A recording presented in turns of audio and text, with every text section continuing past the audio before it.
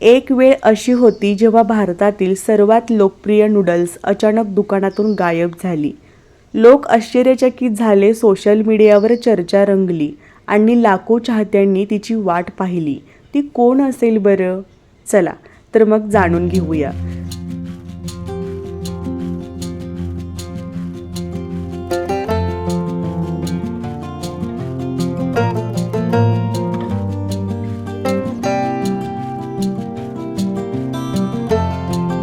तर सगळ्यात पहिल्यांदा मी 3 वाटी पाणी गरम व्हायला ठेवलेलं आहे.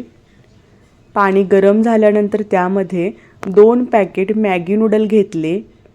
साधारण 2 ते 3 लोकांना पुरेल एवढे मी मॅगी नूडल घेतलेले आहेत. नूडल घालताना ते सुट्टे करून घाला, म्हणजे पटकन शिजले जातात. तर या ठिकाणी एक गोष्ट लक्षात ठेवा, पाणी गरम झाल्यानंतरच पाण्यामध्ये मॅगी शिजत घाला.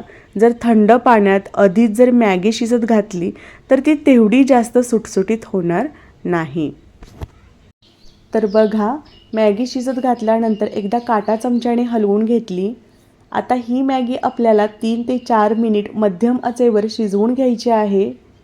मॅगी शिजत असताना अजिबात गडबड करायची नाही.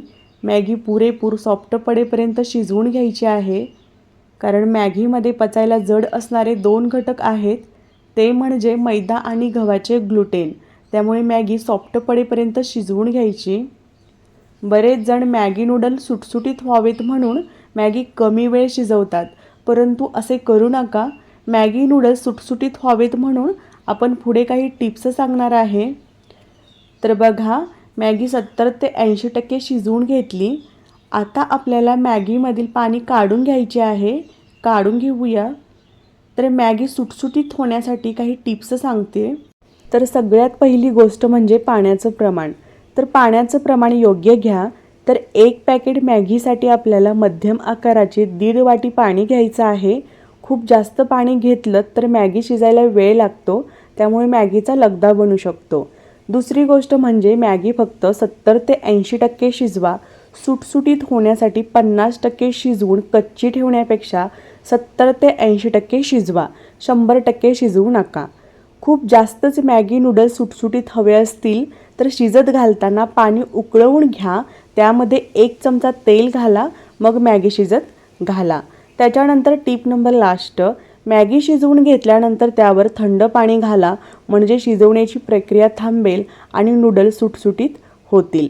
आणि मॅगी शिजत घातल्यानंतर सारखे सारखे हलवू नका, फक्त मॅगी एकदाच हलवून घ्या. तर ह्या झाल्या काही महत्त्वाच्या टिप्स. त्याच्यानंतर बघा, मॅगीला फोडणी घातली. फोडणी घालण्यासाठी पॅन हलका गरम केला. त्यामध्ये 1 चमचा खायचं तेल घेतलं.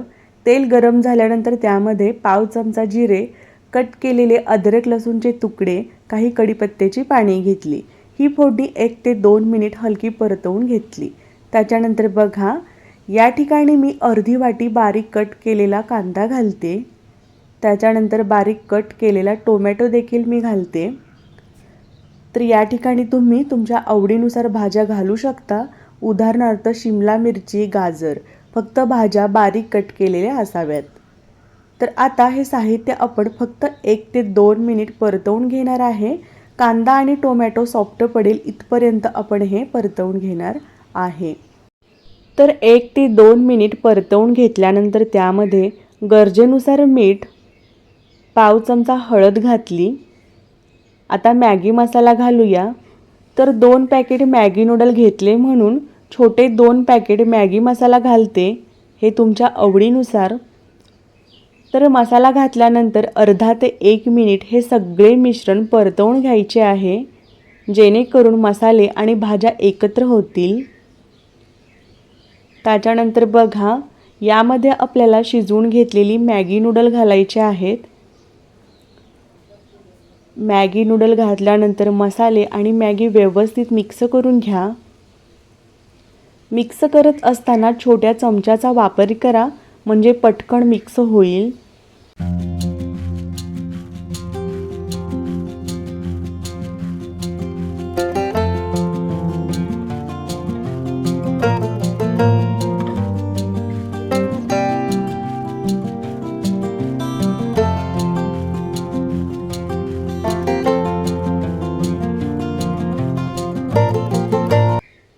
मिक्स केल्यानंतर वरून थोडीशी कट केलेली कोथिंबीर घालूया.